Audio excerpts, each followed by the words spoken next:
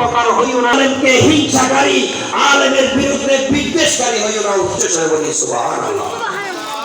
আজকে আমরা আউলিয়া গ্রামে এই চার আউলিয়ার নামে মাদ্রাসার সালামা জলসায় এসেছি। রাসূল পাক সাল্লাল্লাহু আলাইহি ওয়াসাল্লাম কোরআনে পাকে হাদিসে আলেমদের অনেক ফজিলত। আল্লাহ বলেন ইন্নামা ইয়াখশাল্লাহা মিন ইবাদিহিল উলামা। আল্লাহ বলেন হাল ইয়াস্তাবিল লাযীনা ইয়ালামুনা ওয়াল লাযীনা লা ইয়ালামুন। আল্লাহ বলেন ইয়ারফাইল্লাহুল লাযীনা আমানু ওয়াল লাযীনা উতুল ইলমা দারাজাত। আল্লাহ বলেন ওয়া আতাইনাহু মিন লাদুন্না ইলমা। এগুলো সব আলেমদের ফজিলত। উম্মতি কাআম্বিয়ায়ে বনি ইসরাঈল।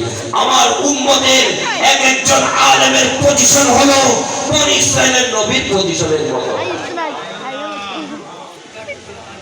সুতরাং আমি মনে করি আজকে